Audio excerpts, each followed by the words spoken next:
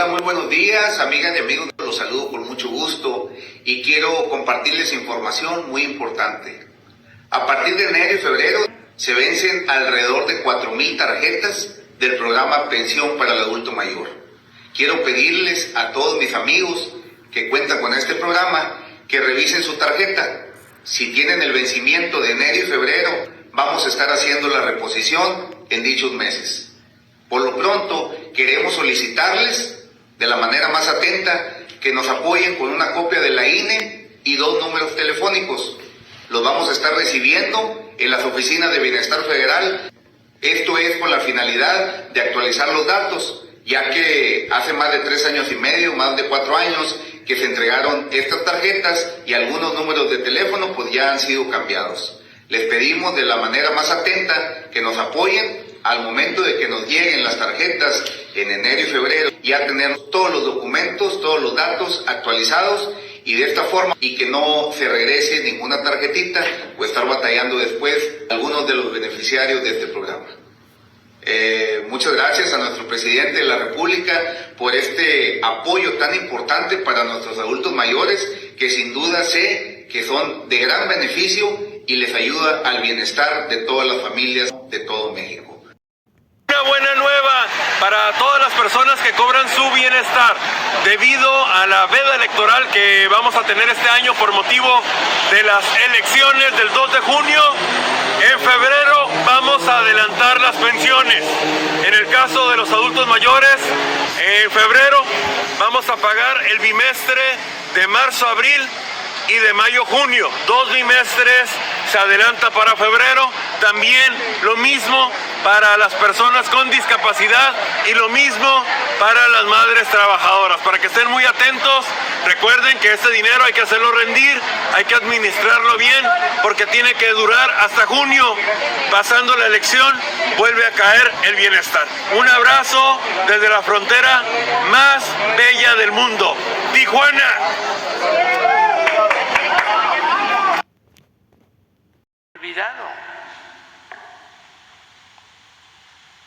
Entonces, vamos a continuar con lo mismo y va adelante todo el plan de transformación. El viernes vamos a informar sobre salud y luego vamos a informar en específico sobre el ISSSTE, porque ya llevamos, ¿cuánto tiempo llevamos? 17 meses y se ha avanzado, pero no terminamos. Unas resistencias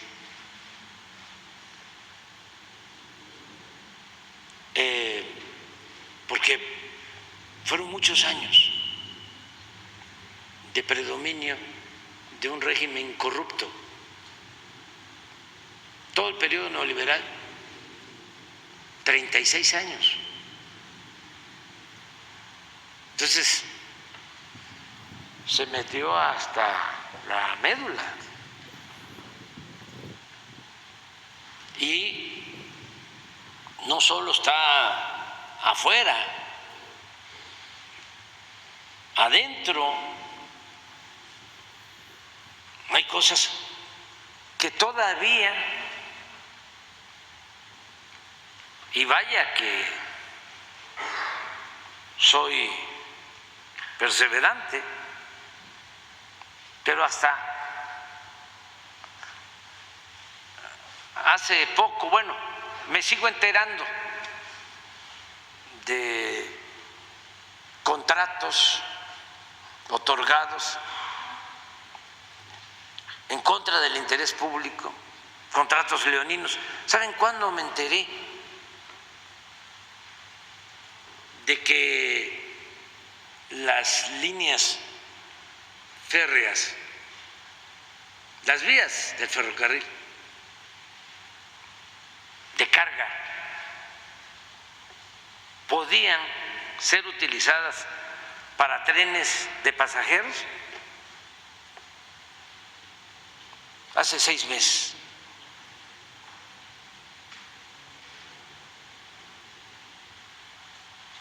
Imagínense. 18,000 kilómetros de derecho de vía que pueden utilizarse para trenes de pasajeros,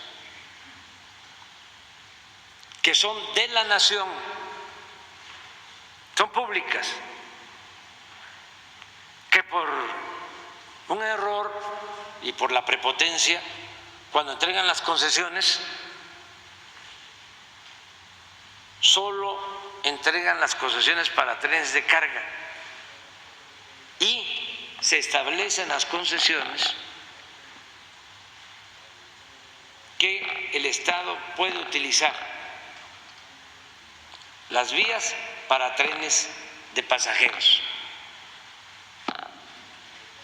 Fue como cuando me enteré, nada más que eso sí fue al inicio del gobierno, que me enteré de que no habían concesionado ni el tren del Istmo ni el tren del Sureste.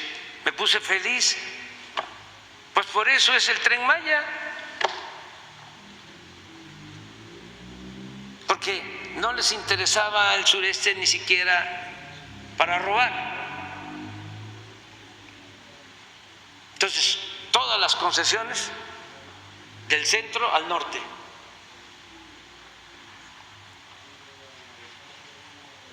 Entonces dije, no, aquí nos vamos. Pero todavía me encuentro con algo mejor que eso, que son estos 18,000 kilómetros. Es la comunicación de todo el país.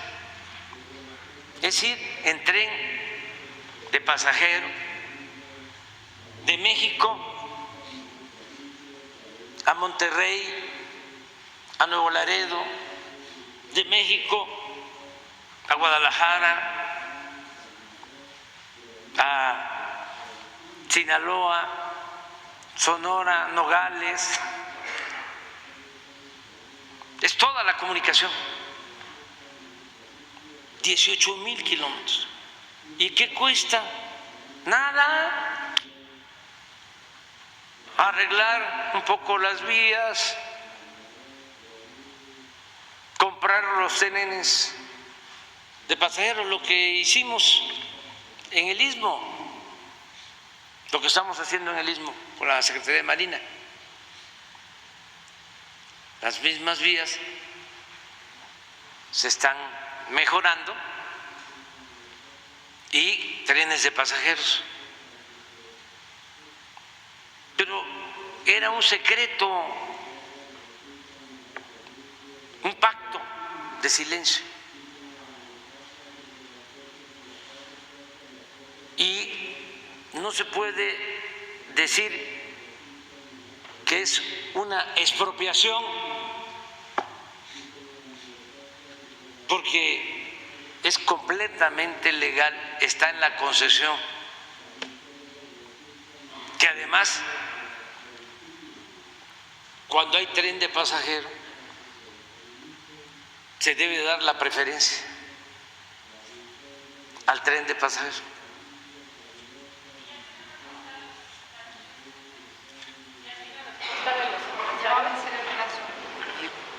Ya tiene respuesta de los empresarios. Sí, hay algunos que van a participar.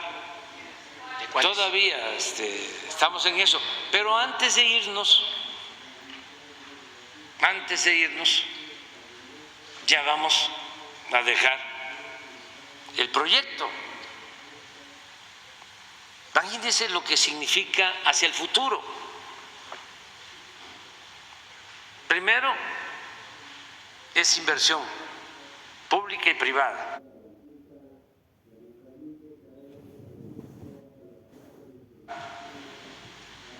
Son empleos,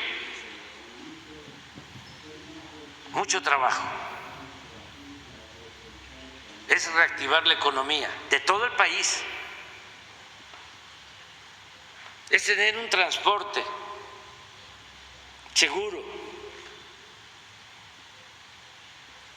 económico, no contaminante, en todo México, a nivel nacional. que ya nosotros pues no podemos iniciar el proyecto, pero sí dejar los lineamientos generales o el anteproyecto. Está en eterna liquidación y no se termina la empresa. ¿No? Se puede restablecer o se termina su proceso de liquidación atendiendo los derechos de los trabajadores y se constituye una nueva empresa.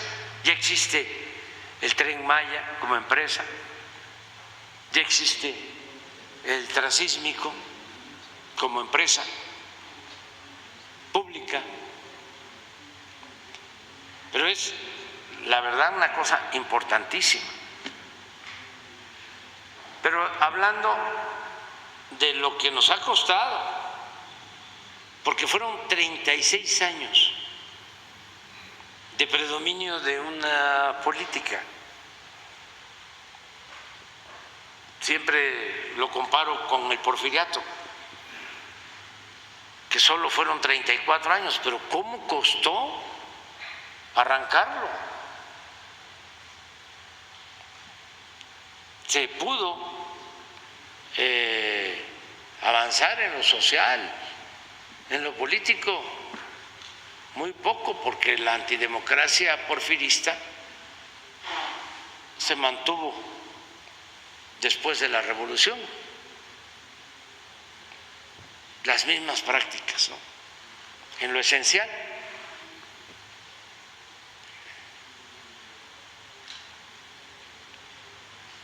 Por ejemplo, la consigna, el lema maderista del sufragio efectivo, no reelección, el de no reelección se cumplió. Y eso fue importante, muy importante. Se intentó en algunas ocasiones quitarlo. Últimamente lo impusieron para diputados y otros cargos, pero no para la presidencia. Pero el de sufragio efectivo, democracia efectiva, que efectivamente el pueblo elija libremente a sus autoridades, no. Y hubo una revolución. Entonces, son procesos que se tienen que ir dando poco a poco. Pero en este caso de los cambios, ahí van y sí se ha avanzado mucho, porque hasta quienes antes de una u otra manera se beneficiaban con el régimen de corrupción ya están entendiendo. No todos, pero sí hay muchos que buscan hacer negocios de manera lícita, sin influyentismo, con ganancias razonables.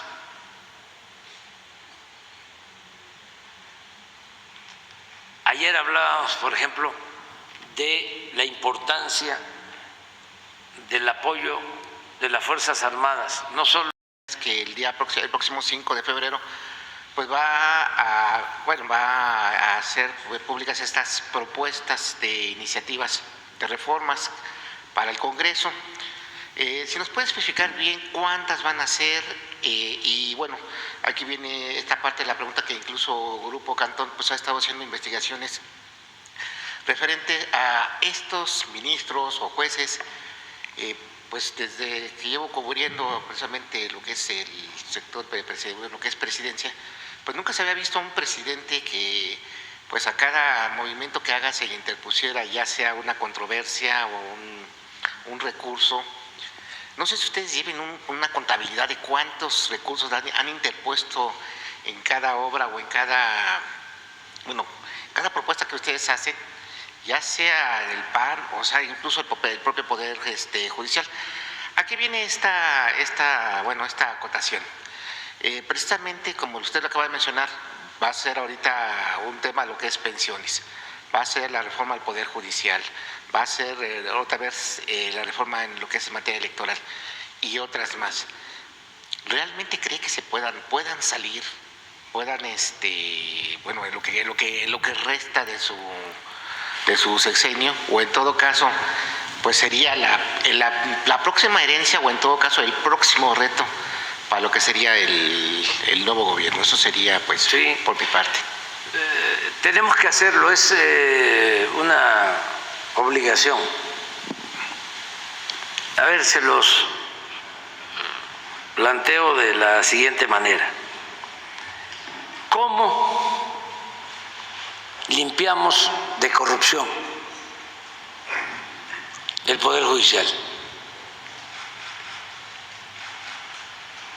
A ver,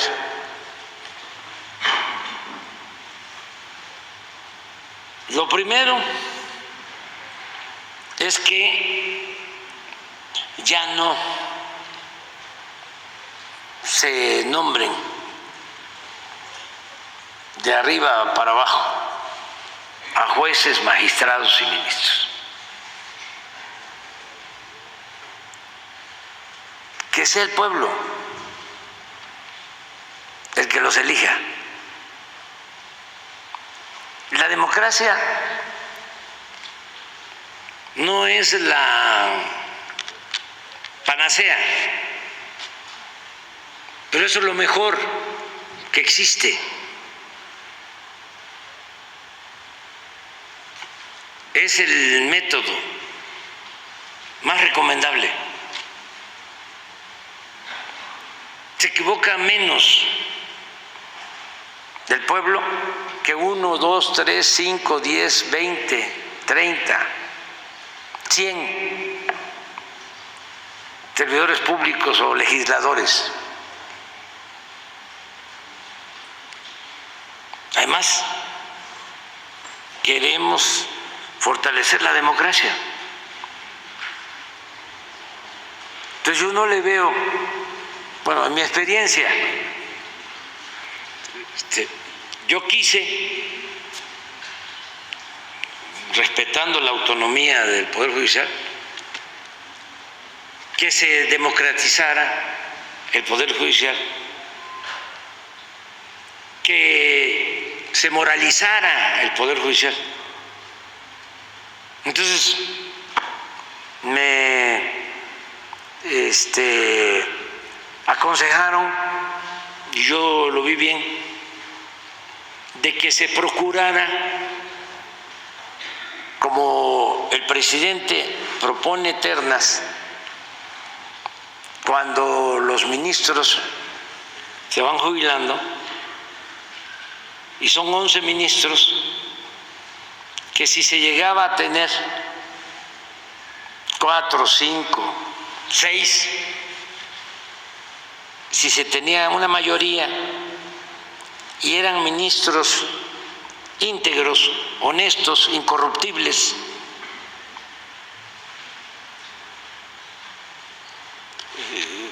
partidarios de la justicia, con ellos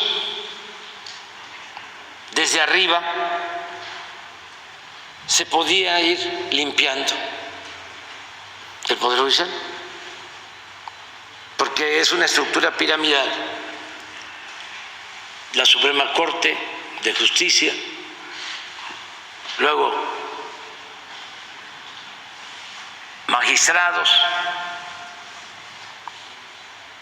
y luego jueces.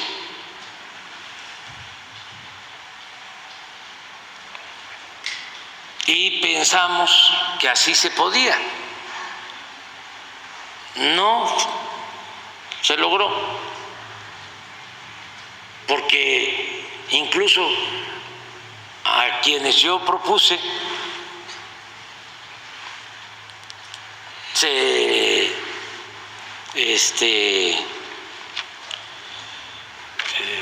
fueron del lado de la defensa de las minorías.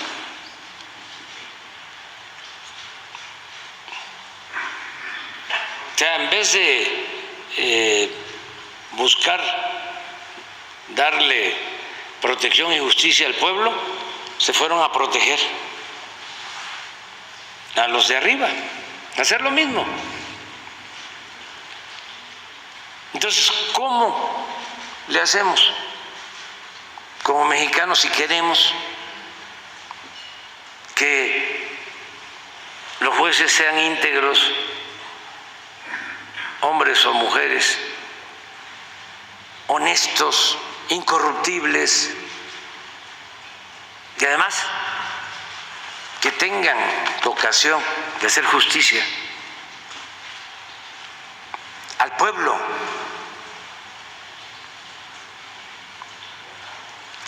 Que no se escuden, ¿no?, en los legalismos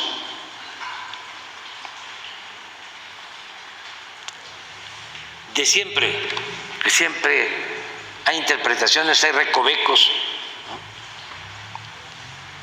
como abogados huizacheros. Todo esto de que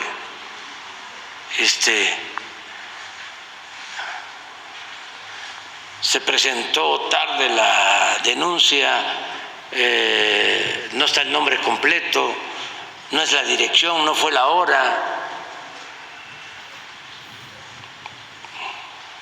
Cualquier pretexto. Y ahí se echan la culpa entre ministerios públicos y jueces. Es que está mal integrada la averiguación. Bueno, si está mal integrada la averiguación y es de dominio público que se trata de un famoso delincuente,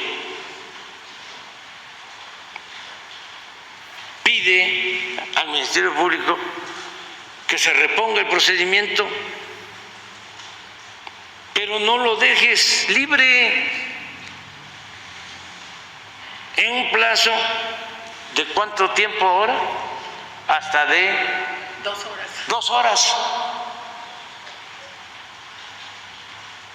Le llegan los oficios. 2 horas de plazo.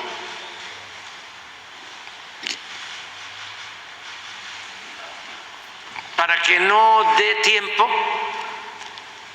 de buscar si tiene otros delitos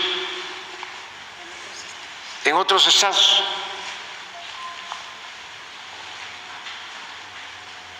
Entonces, ¿cómo le hacemos ante eso? Pues con la gente, que todos participemos. Entonces, que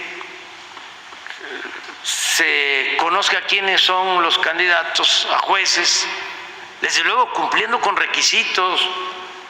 No cualquiera puede ser candidato a juez, pues tiene que ser un abogado,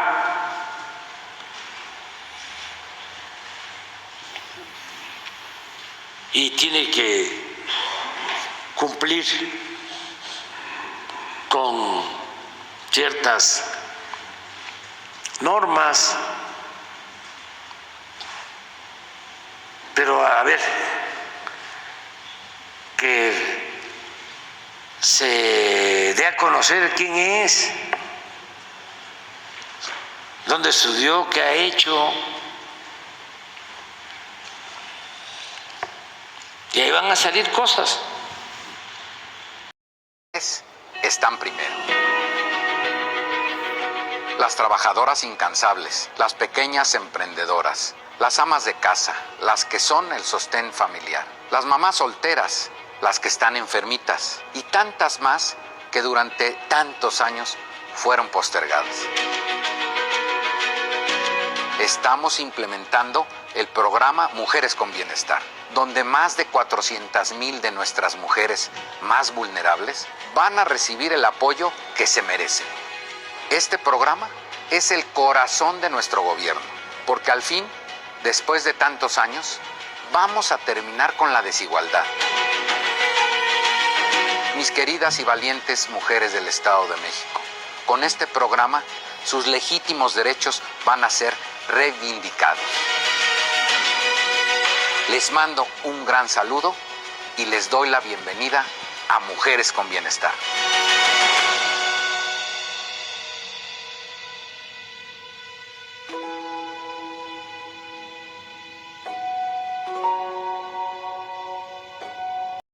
Y tiene un punto, tiene razón.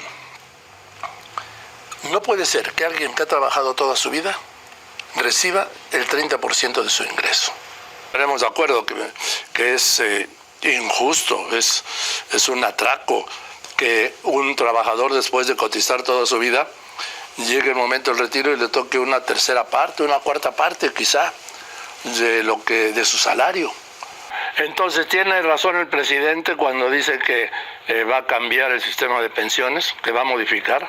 ¿Recuerda el revuelo que se dio con el presidente licenciado Andrés Manuel López Obrador con respecto a las pensiones? ¿Qué cree? Le voy a decir que en la reforma 2020 el presidente y el gobierno desde ese momento no aportan nada a la pensión. Ahora eran 3 aportaciones: el gobierno, que ya no lo hace, el patrón y el trabajador. ¿Sabe cuánto aporta para la pensión? El 1.1%. Quédate hasta el finalizar de este video porque te traigo a los especialistas diciéndote quién va a pagar, cuándo va a pagar, qué sucede con el salario y qué sucede con las sumas. A partir de cuándo vas a generar una nueva pensión, no al 30%, no al 40%, al 100%. Señor, antes de iniciar, te invito a que te suscribas al canal. Regálame tu like, regálame tu me gusta, tu pulgar arriba, y te voy a dejar con este video. Póngame atención, por favor. Viene toda un análisis. Son 15 minutos que usted le va a sacar provecho para que sepa qué hacer en este 2024 y cómo se ve beneficiado. Desafortunadamente me encuentro mal de salud, pero la información es la información. Reforma que es constitucional, que no sé cómo va a sacar adelante porque no tiene la mayoría calificada en el Congreso para hacer esta reforma constitucional, o no sé si sea un planteamiento de campaña, pues es año electoral. Bueno, ha sido medio sexenio electoral. Y tiene un punto, tiene razón. No puede ser que alguien que ha trabajado toda su vida reciba el 30% de su ingreso. No puede ser. ¿Por qué? Porque entonces no hay un retiro con dignidad. Aquí se tiene que resolver eso. Me parece que es un acto de justicia porque usted coopera todos los meses, todos cooperamos. Y luego, ¿qué pasó? Un 30%, la tercera parte, ¿cómo va a vivir? El punto es que el presidente hizo una reforma en 2020 en donde eliminó la aportación del gobierno a las Afores. ¿Por qué? Porque era una parte del gobierno, otra parte de la empresa y otra parte del trabajador. Ahora dice, las Afores debe tener unos 5.300 billones de pesos. Fíjese qué tentación. Con eso termina todo. Si pidió 2.000 millones 2 billones de pesos de déficit para este año, 5.300 billones, es prácticamente 3 veces, el triple. Pero en fin, yo le aprecio mucho a Valeria Moy que me haya aceptado esta llamada. Valeria Moy, la directora general del IMCO. Valeria, ¿cómo estás? Gracias por contestarme. Buenas tardes. Buenas tardes, Joaquín. ¿Cómo estás? Muy feliz año. Igualmente, felicidades. A ver, empezando el año, anuncia el presidente una reforma de las pensiones. Que yo creo que si esto se hubiera anunciado en otro país, no sé qué hubiera provocado en el mercado y en el tipo de cambio. Pero aquí no pasó nada. No pasó nada, Joaquín, porque no sabemos qué va a ser esta reforma, no sabemos cuál va a ser la propuesta, no sabemos ni qué está pensando el presidente, no sabemos por dónde va. Mira, yo creo que lo más profundo y es muy superficial que tenemos en este caso es una publicación que se hizo en la cuenta de X por parte del gobierno de México, donde dice que la reforma va a causar, o el objetivo de la reforma, repito, reforma que no conocemos, reforma que no tenemos, va a causar o va a procurar que los trabajadores tengan un 100% de tasa de reemplazo, es decir, que las personas puedan tener acceso a básicamente el 100% del salario que tienen o que tuvieron cuando se retiran. Eso, Joaquín, es lo único que tenemos claro y ni siquiera sabemos esto cómo lo van a hacer. O sea, no hay nada, no hay ninguna propuesta, no hay ninguna claridad de qué se va a hacer. Me parece, en efecto, Joaquín, como bien mencionas, que es un tema muy delicado. Yo creo que si tuviéramos un poquito más de información, quizás empezaríamos a ver esas reacciones en los mercados que tú bien mencionabas, pero todavía no las tenemos. Entonces, hoy lo que tenemos es solo un dicho y una publicación en la cuenta de X que en realidad pues no nos lleva a nada, no nos lleva a ninguna conclusión o a nada que podamos analizar un poquito mejor o un poquito con más detalle, pues porque solo es un dicho hasta el momento del presidente. Desde luego que hay que tener muchísimo cuidado con la reforma, la posible reforma, el mercado financiero. Tú mencionabas la cantidad, los miles de millones de pesos que se manejan en las cuentas de las Afores. Hoy equivale más o menos a 18% del PIB, pero hacia 2030 va a ser más o menos el 30% del PIB. Entonces sí estamos hablando de muchísimo dinero y de muchísimo dinero que hoy por hoy está invertido y no nos debe de sorprender que en gran parte en la deuda gubernamental, más o menos alrededor del 50% de los recursos que están en las Afores están en deuda gubernamental. Yo creo, Joaquín, que hay un tema importante. Sí creo que el sistema tiene muchas posibilidades de mejoras, muchas, no únicamente la tasa de reemplazo que bien mencionabas. Yo creo que, por ejemplo, el tema de la informalidad, tú mencionabas hace un segundito que todos estamos trabajando y todos estamos contribuyendo a esa cuenta. Me gustaría hacer una precisión, no todos, Joaquín, porque más o menos 56% de la población ocupada lo hace de manera informal. Es decir, tú imagínate, de cada 10 personas, casi 6 no aportan nada porque no son formales, no van a tener derecho, pues ya olvídate de una jubilación, una pensión, no van a tener derecho a nada. Yo creo que ahí, en esa ruptura del mercado laboral que tenemos, creo que hay un área de oportunidad enorme en cuanto al sistema de pensiones y en cuanto a la calidad de vida de los mexicanos para que eventualmente puedan tener acceso a una pensión. Ahora, eso que mencionas de los informales, 56% de la población económicamente activa, casi 6 de cada 10 mexicanos. Estamos aunque no tienen, ni pensión, ni ni seguridad social, ni vacaciones, ni jornadas de 8 horas, ni días de descanso, ni vacaciones, ni salario mínimo. Ni salario mínimo, ni ingreso garantizado, en fin, no subviven, ¿no? Tal cual. O sea, tenemos un mercado laboral, me gusta decir roto, aunque en realidad no es que esté roto, porque todos de alguna manera vamos moviéndonos entre la formalidad y la informalidad. Esa creo que es una gran aportación de uno de los últimos ensayos de Santiago Levy, donde muestra con datos que las personas a lo largo de nuestra vida laboral, pues no es que seamos siempre formales o siempre informales, te vas moviendo, en particular las mujeres que tienen que salir del mercado laboral. Típicamente, nos gusta o no, es una realidad de la sociedad mexicana. Las mujeres salen del mercado laboral durante la época de maternidad y cuidado de los niños y luego, posteriormente, con el cuidado de los mayores. Entonces, esta cosa de están los dos grupos, los formales y los informales, pues en realidad todos nos vamos moviendo a lo largo de este mercado laboral un poco segmentado y eso hace muy difícil que se tenga la jubilación o esta tasa de reemplazo que nos gustaría tener cuando nos retiremos, porque en efecto solo aplica para los trabajadores que están en la formalidad al momento del retiro. Ahora, Valeria,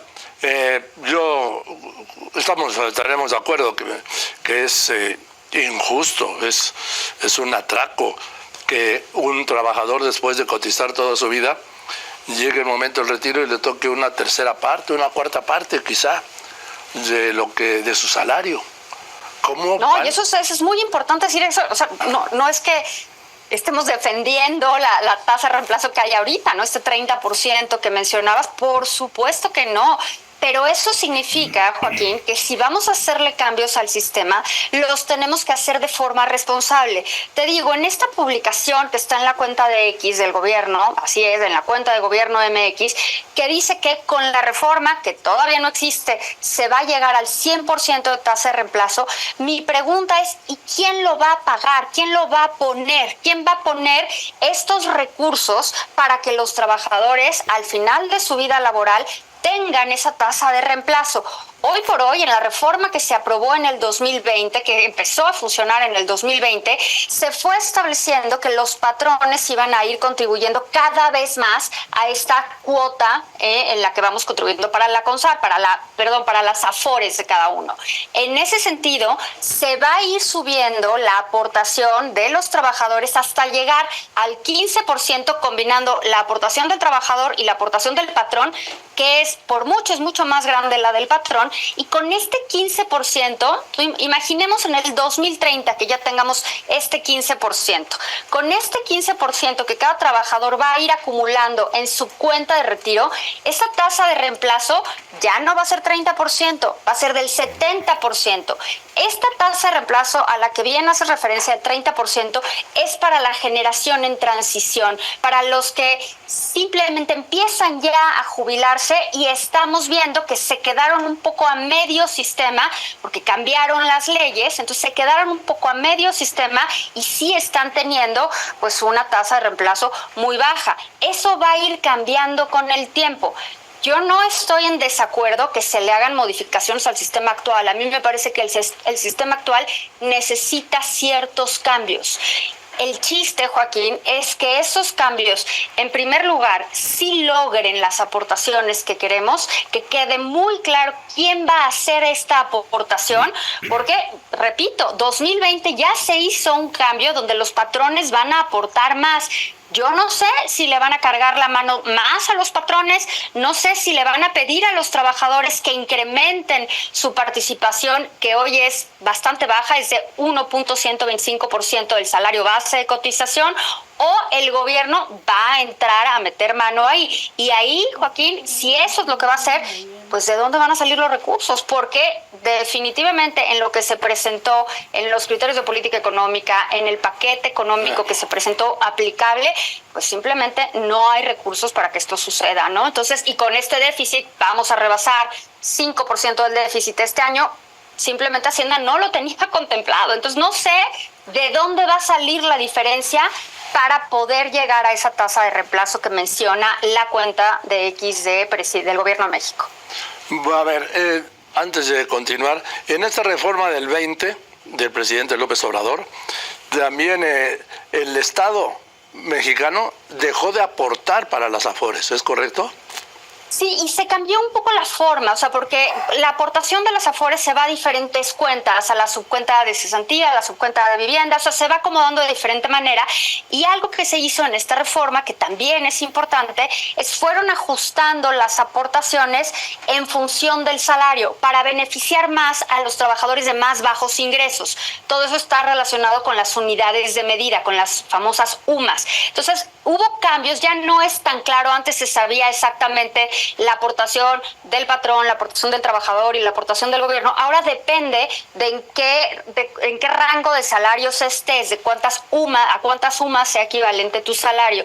Pero en efecto, ¿no? Y creo que este cambio, que es muy positivo, la reforma de 2020 es muy positiva en el sentido de que disminuye las semanas que uno tiene que haber cotizado y aumenta la participación de los patrones en la aportación de las AFORES. Creo que se quedó corta, creo que era la que se podía hacer en ese momento, era lo que se tenía a la mano y me parece una buena reforma. Sí creo, Joaquín, que nos tendríamos que ir a pensar en una aportación mayor de los trabajadores o quizás ya pensar en otro tipo de sistema, en un sistema de pensiones, y esto quizás sea más disruptivo y no estemos en el momento de tener esta conversación, pero un momento donde desvinculemos las pensiones del mercado laboral, ¿no? Y quizás pasemos a un sistema universal, porque el mercado laboral está cambiando. Entonces ya esta definición, esta división entre formal e informal, pues yo creo que ya no va a funcionar, y en consecuencia pues el sistema de pensiones también tendrá que ajustarse a una nueva realidad, ¿no? Entonces, ¿tiene razón el presidente cuando dice que va a cambiar el sistema de pensiones, que va a modificar? Yo creo que en lo que hay razón, y no es que tenga que darle yo la razón a nadie, es que hay cosas que se tienen que modificar del sistema de pensiones si queremos un mejor sistema de pensiones y un retiro más digno para todos los mexicanos. En ese sentido, sí.